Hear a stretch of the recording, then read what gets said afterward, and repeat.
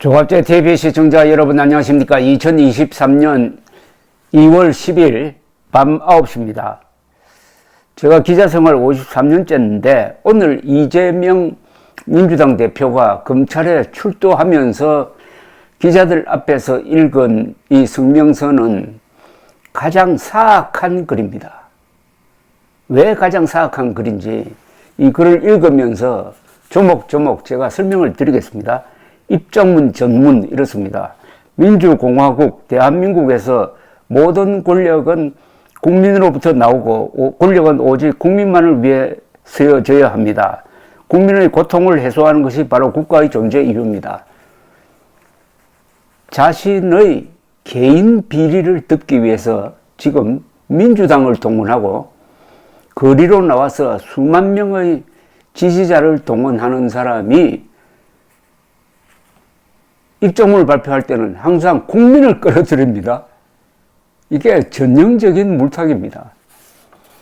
지금 국가는 무엇을 하고 있습니까? 무역 수지는 IMF 이후 처음 11개월 연속 적자이고 경상 수지는 1년 만에 3분의 1 토막 나며 11년 만에 최저치입니다.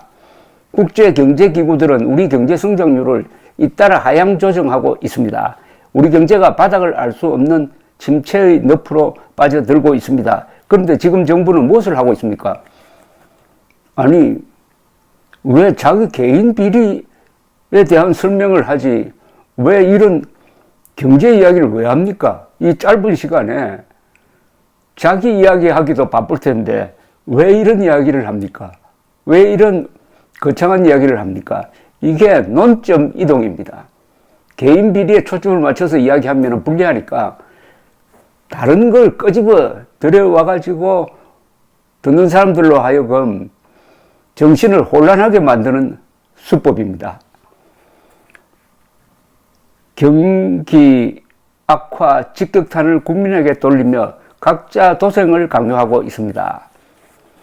물가부터 금리, 기름값까지 월급 빼고 모든 것이 오릅니다. 전기, 수도, 난방비 폭탄 때문에 목욕탕 주인은 폐업을 고민하고 이용객은 집에서 숨겨온 빨래를 목욕탕에서 합니다. 이런 감상적인 걸 가지고 국민들의 말초 신경을 자극하는 거죠. 난방비 폭탄은 왜 생겼습니까? 바로 문재인 정부 시절에 값싼 원자력 발전소를 제대로 돌리지 못하게 한 때문 아닙니까? 그래 놓고 이걸 윤석열 정부에 뒤집어 씌웁니다. 이런 기막힌 일이 2023년 대한민국에서 벌어지고 있습니다.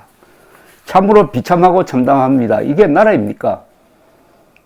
지금까지 읽어보신 것 중에서, 읽어드린 것 중에서 뭐 이재명 개인에 대한 해명이 있습니까? 없죠. 이건 뭐냐 하면은 자기 개인 비리에 대해서는 할 말이 없다는 겁니다. 할 말이 없으니까 그 아까운 시간에 엉뚱한 이야기를 끄집어 드린 겁니다. 이게 벌써 지고 있는 거죠. 자신의 부패상을 스스로 폭로하는 겁니다. 여기에 속아 넘어가면 안 됩니다. 이거 좋은 말, 아름다운 말에 속으면 안 돼요.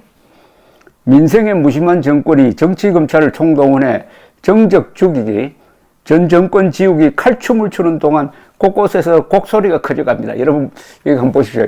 곡소리, 칼춤, 전 정권 지우기, 정적 죽이기, 이거 전부 거짓말 아닙니까? 정적을 죽이려면 누구를 암살했습니까? 이재명이 누구한테 칼을 맞았어요? 전 정권 지우기라고요? 문재인 대통령 지금 전 대통령 떵떵거리면서 매일 SNS 돌리고 있는데 전 정권 지우기라고요? 국회는 민주당이 장악해가지고 사사건건 윤석열 정부를 괴롭히고 있는데 전 정권 지우기라고요? 칼춤을 추는 동안, 칼춤을 추면은 이재명이 지금 이런 식으로 큰 소리 빵빵 칠 수 있습니까? 이게 얼마나 거짓말이 많습니까? 요 문장에 거짓말이 몇 개나 되는지 한번, 정치검찰이란 말 거짓말입니다. 총동원이란 말 거짓말입니다. 정적 죽이기 거짓말입니다. 전 정권 지우기 거짓말입니다. 칼춤 거짓말입니다. 곡소리 거짓말입니다. 요 짧은 문장에 거짓말이 6개가 들어가 있습니다. 그런데 국민들은 이런 데 속아 넘어가는 수가 있어요. 한국 사람들 아주 치명적인 약점이 있습니다. 분별력이 한자를 쓰지 않다가 보니까 좋은 말, 감성적인 말에 막 속아 넘어갑니다. 제가 그래서 이런 장난을 좀 합니다. 제가 지금부터 말씀드릴 테니까 모순점을 잘 보세요. 이렇게 이야기해 놓고 제가 이렇게 이야기합니다. 비 오는 달밤에 단둘이 홀로 앉아 지나간 미래를 추억한다. 여기서 뭐 틀린 거 있습니까? 하면 야 근사하다. 어느 시고 이래 나옵니다. 며칠 전 만난 전세 사기 피해자들 얼굴이 떠오릅니다. 어렵게 집을 구한 지 한 달 만에 전세 사기를 당한 사회초년생. 보증금을 전부 날리게 생겼는데 임대인까지 사망해 발만 동동 구르는 신혼부부. 보증금을 지키겠다며 임대인 세금을 대신 내려다니는 피해자까지. 이거 그래 어쨌단 말입니까? 이게 이재명 사건하고 무슨 관계가 있습니까? 치솟는 대출 이자 걱정에 제2, 제3의 빌라왕을 만나지 않을까 밤잠 설치는 국민들이 전국에서 고통을 호소합니다. 전부 거짓말입니다. 아직도 이재명 이야기가 안 나옵니다. 아직도. 국민의 불안과 고통 앞에 공정한 수사로 질서를 유지해야 할 공권력은 뭘 하고 있습니까? 유검무죄, 무검유죄 시대입니다. 이런 말 만드는 사람 조심해야 됩니다. 유검무죄, 검사를 알면 무죄가 되고, 검사를 모르면 유죄가 된다는 이것도 얄팍한 말장난입니다. 곽상도 전 검사의 50억 뇌물 의혹이 무죄라는데 어떤 국민이 납득하겠습니까? 이재명을 잡겠다고 솟는 수사력의 10분의 1만이라도 50억 클럽 수사에 섰다면 이런 결과는 없었을 것입니다. 그런데 이거 누가 이랬습니까? 아니, 곽상도 전 검사 50억 뇌물 의혹 누가 수사를 했습니까?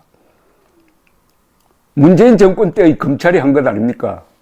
그러면 잘못한 것은, 수사를 잘못한 사람은 문재인 정권의 검찰이고 지금은 잘하고 있죠. 문재인 정권 검찰은 이재명 수사를 사실상 덮었잖아요. 정권이 바뀌니까 지금 제대로 수사하고 있는 것 아닙니까?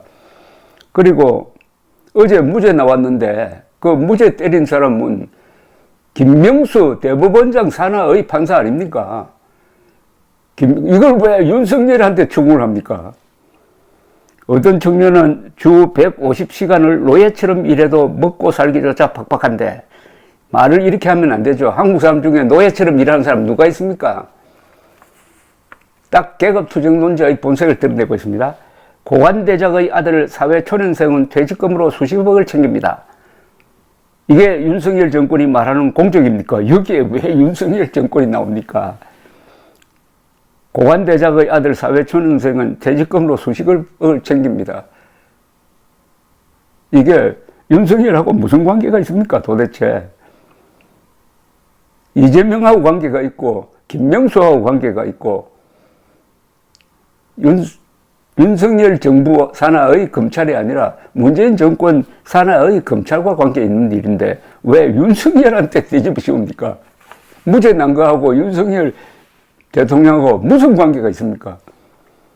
평범한 청년들의 억장 무너지는 소리가 들리지 않습니까? 이재명 죽이자고 없는 죄 만들 시간에 전세 사기범부터 잡으십시오. 벼랑 끝에 내몰린 국민을 구하는데 권력을 쓰십시오. 벌써 세 번째입니다. 아직도 이재명 자기 이야기 안 나옵니다. 이제 나옵니다. 첫 번째 소환으로 세상을 떠들썩하게 했던 성남FC 사건은 아직까지 뚜렷한 증거 하나 제시하지 못하고 있습니다. 그 증거는 아마 기소할 때 나올 겁니다. 기소장에 다 적혀 있을 거예요. 지연조사에 추가 조사 논란까지 벌어진 두 번째 소환 이후에도 검찰에 조종되는 궁박한 이들의 바뀐 진술 외에 그럴싸한 대장동 배임 증거는 나오지 않고 있습니다. 그렇다면은 이번에 오늘 검사 앞에 가가지고 당당하게 책상을 치면서 더구나 변호사 아닙니까? 야당 대표 아닙니까? 당당하게 해야지. 지금 이 순간에도 검사가 물으면은 미리 써간 답안지 턱 내놓고 이걸로 대신하겠습니다. 이렇게 하지 않습니까? 이렇게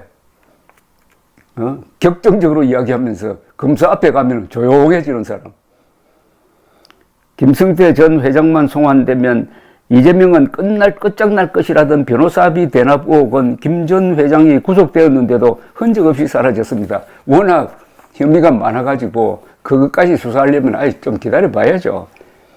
공평무사해야 할 수사권을 악용해 온갖 억지 의혹을 조작하더니 이제는 해묵은 북풍몰이 조작을 시작했습니다. 북풍몰이라고요? 아니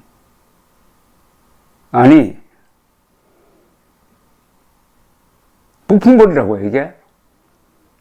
상방울이 경기도가 유착해가지고 경기도 대북 사업의 대금을 대신 내주고 이재명 지사가 방북하겠다고 하니까 거기에 따른 로비 자금으로 또 300만 달러 주고 해가지고 800만 달러. 오늘 보니까 그게 1000만 달러로 불었더라고요. 1000만 달러면은 120억 대입니다.